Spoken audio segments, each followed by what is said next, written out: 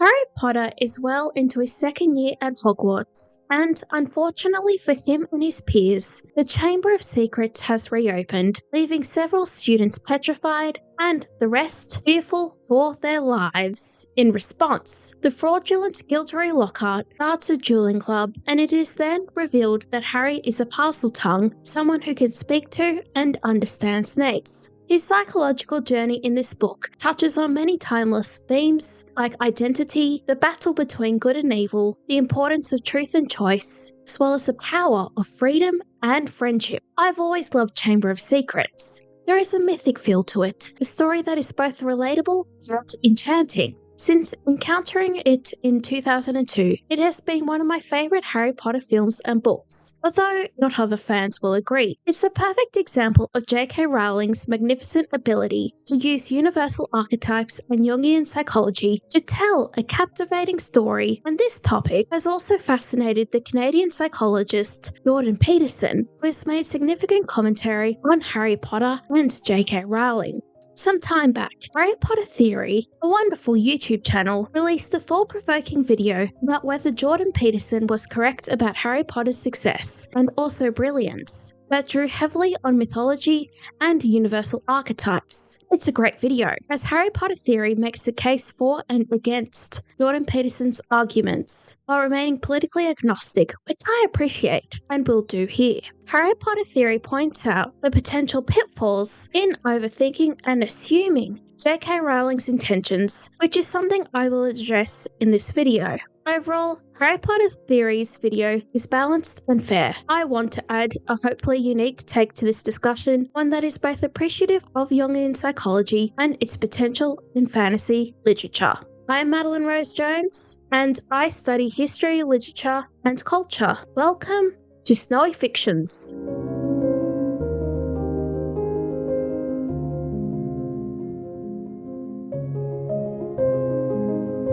Across his many lectures and writings, Jordan Peterson sees Harry Potter as a modern mythological story that follows classical heroes' journeys patterns. He views Harry as representing the archetypical hero who must confront chaos and evil to restore order. In Peterson's framework, Voldemort represents the ultimate shadow or evil that must be faced, embodying destruction and the pursuit of power without moral constraint. One of Peterson's key interpretations focuses on the moral development theme. He sees the series as illustrating how individuals must take responsibility and make difficult choices between good and evil. Harry's journey from an uncertain child to someone willing to sacrifice himself represents, in Peterson's view, the psychological maturation process where one learns to bear responsibility for others and for society. Jordan Peterson has also discussed the series in terms of what he calls archetypical structures, noting how characters like Dumbledore represent the wise mentor figure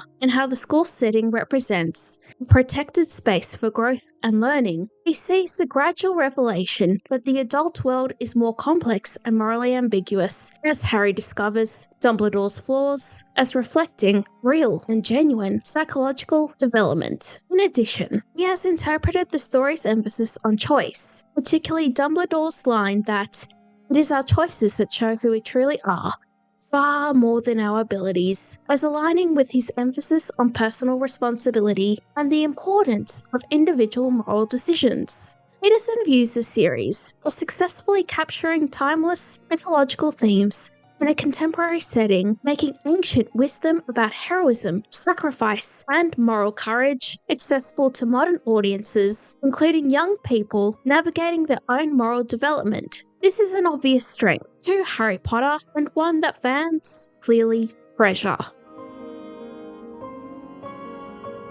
We must consider the primary genres of Harry Potter: fantasy, mystery, and children's literature. There are other features, sure, but we'll focus on the big three, which are all rooted in the archetypical storytelling both Peterson and Jung reference. In a fantasy story, we may have castles, princes, and swords, but a closer look indicates a deeper meaning. Castle, and in the case of Harry Potter, Hogwarts, is a reference to home and order, the psychological yearnings for safety, as well as growth in a nurturing environment. When it comes to mystery, we must remember that J.K. Rowling, at her core, is a mystery writer. The recent foray into publishing the blockbuster Robert Galbraith books demonstrates the expertise she has developed into this genre. The Harry Potter books themselves are mysteries too. In the Chamber of Secrets, one of the core mysteries is who the heir of Slytherin is. We soon discover who it is, Ginny Weasley,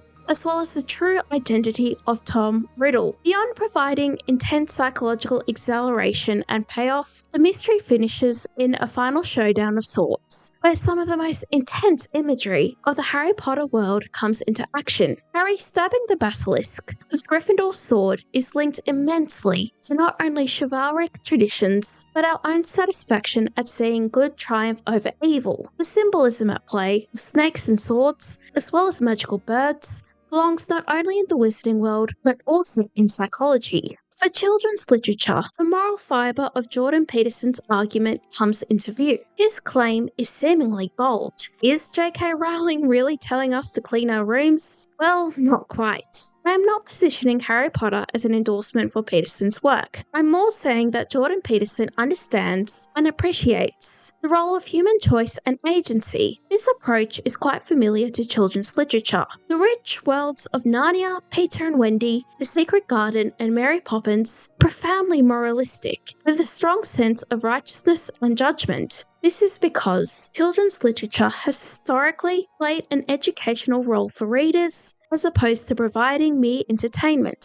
Harry Potter is no different. There are numerous nuggets of wisdom about bravery, the importance of family and friends, staying loyal, and standing up to tyranny. From these three genres, we can observe a commitment from J.K. Rowling's part to not only tell a gripping, wonderful story, but to explore the psychological instincts and needs provoked by such an adventure. Storytelling, especially conventional storytelling, took cues from ancient and medieval mythology and folklore. J.K. Rowling is not shy about including dragons, centaurs, and phoenixes in the wizarding world. With Jordan Peterson's thesis in mind, J.K. Rowling understands the sheer power of mythology and conventional storytelling as well as genre and uses them to her advantage. One argument against Jordan Peterson's thesis is the implication J.K. Rowling intended to create a particular mythology in tune with all of these human impulses and emotions. And in all fairness, we should have caution about our assumptions about authorial intent. We simply do not know every thought and motivation behind J.K. Rowling's Harry Potter series. But, as I argue, we don't need to. Psychology, particularly Jungian psychology, explores the unconscious. These are our actions, thoughts, and behaviours that we may not have full awareness of. The way we, others, operate in the world isn't necessarily understood through explicit intentions. Naturally, this applies to authorial intent and storytelling. An author doesn't need to explicitly plan to communicate mythology in their prose. This doesn't mean writers are totally immune from the unconscious and human behaviour. Simply, our thoughts and feelings rarely tell the full story. I encourage you to not get fully caught up in authorial intent.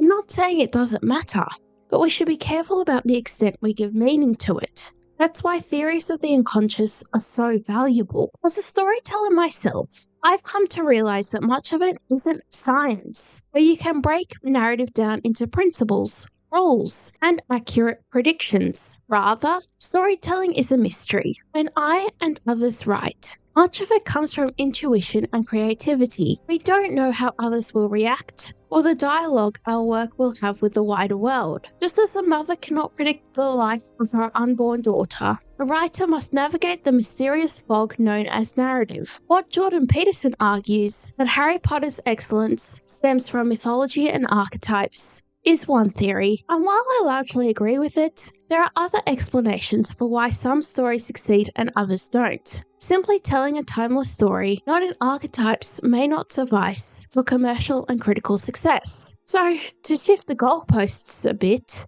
Harry Potter does benefit from its mythological references and Jungian archetypes. Not only did this create unforgettable characters and scenes, it also gave the wizarding world universal appeal across numerous generations. That's why we shouldn't get too caught up with questions of authorial intent and whether Harry Potter is actually a deep story. Through scholars like Carl Jung and Joseph Campbell, we notice not only the power of particular myths and stories, but that of the unconscious. One accusation against Jordan Peterson's theories about Harry Potter is that they all return to him. By emphasizing Jungian archetypes and psychological functions in storytelling, he is putting the limelight on his own brilliance and research. Maybe there is some truth to this. Jordan Peterson is utterly married to his psychological methods and training and is a firm believer in a particular worldview and approach. He is also clearly intelligent and knows it. It doesn't mean he is always right and immune from human flaws. Of course not. Yet to these accusations that Harry Potter theory mentioned, I have to dismiss them as deeply uncharitable. Whenever someone with an incredibly high degree of knowledge shares it with others, they are essentially showing off. An historian will demonstrate their finesse while giving it a presentation because effective communication means having a particular certainty and confidence in what you are saying. It may come across as arrogant at times, especially when misconceptions, exaggerations, and falsehoods are concerned. We can all make mistakes and we should acknowledge that. But if their arguments and reasoning are solid and strong, as well as convincing, then these claims made deserve serious attention. That's why, regardless of our own thoughts on Jordan Peterson, Harry Potter, and Carl Jung, there is merit to the idea that Harry Potter's success is explained, even partially, through universal archetypes and storytelling. But I don't think it's the only explanation, or that Jungian psychology and storytelling's archetypes tell us everything about the wizarding world. There is always room for other theories and approaches. I'd argue Harry Potter's impact stems not just from mythology, but also history. The story of Harry Potter is derived strongly from mythology and the hero's journey, yet there is a strong historical core in its world building. Think the medieval Hogwarts castle, Hogsmeade Village, Diagon Alley, and even the Burrow. These environments were shaped by British and European history, hence the equivalence with real places. I've made several videos about how Harry Potter took cues from actual history, whether it was Russia and the Fabergé eggs shaping the Goblet of Fire, or urban medieval history having a massive influence on Hogsmeade. This all adds to the richness of the wizarding world, and I'd argue part of its appeal. The world J.K. Rowling built seems both enchanting and magical, but also familiar, and it's through these historical references. There's also the relevance Harry Potter had to millennials in particular, a generation known for its strong sense of justice and sentimentality. While J.K. Rowling is not a millennial, she wrote a millennial work. What's incredible about the wizarding world is that it grows with you. How an adult encounters Hogwarts is different to a young teenager, but still both are drawn to it. Jordan Peterson is fundamentally a psychologist, not a historian. My point isn't to compare history to mythology, of course not, but to hopefully add to Peterson's thesis of mythology dictating much of Harry Potter. Overall, I agree with his understanding of Harry Potter's success and power, and I really hope this video articulated why. But back to you. What are your thoughts on Jordan Peterson's thesis? Comment below. I'd love to know your thoughts and start a discussion. Subscribe for frequent videos about history, literature, and culture. I also have a mailing list, a blog, and creative writing classes, all linked below. Thanks for watching, and I'll certainly see you soon. Goodbye for now.